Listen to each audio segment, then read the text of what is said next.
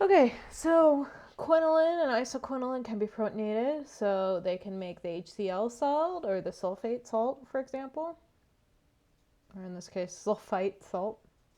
Oh, typo there from your book. Um, okay, so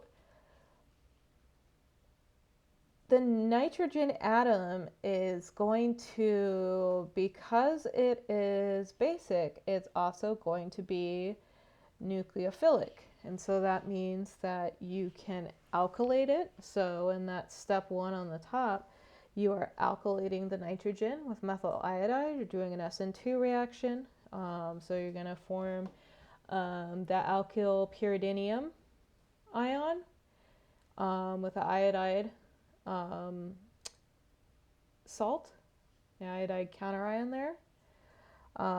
In the second case, what we're going to do is that we have this quinoline here, and we can first alkylate it. So in this first step here, what they're doing is they're going to deprotonate this OH group. When they deprotonate it, it's going to resonate down. This is going to be a double bond. This is going to be a double bond here, and this is going to be an anion.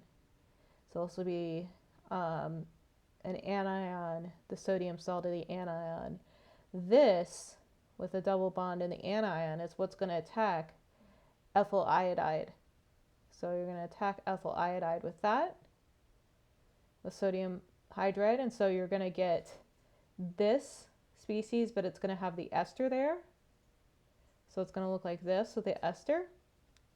In that second step, they're going to hydrolyze the ester, and then they're going to get to the drug oxalic acid.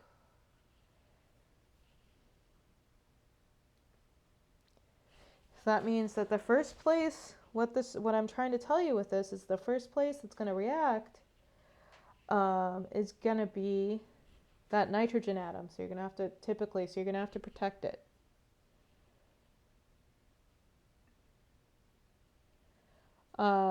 Another thing that you can do is you can make N oxides easily. In this case, RCO3H. This is a per carboxylic acid, so like MCPBA. Remember that group that you used, or the reagent you used to install epoxide was an example of this RCO3H.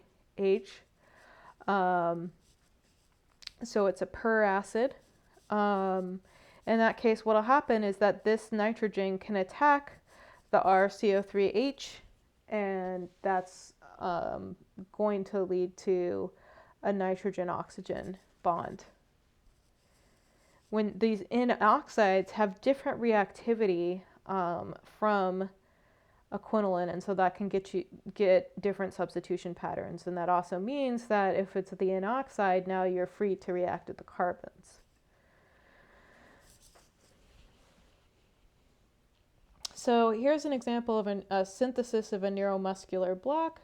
So in this case, we take papaverine, which we saw before in our Bieshler-Napieralski section, and now we're going to do a Michael addition on this acrylate species, this diacrylate, and then we're going to use a very reactive methylating group here, methylating agent, to N-methylate, and then this is the charge group that's actually going to bind to GABA receptors on your muscles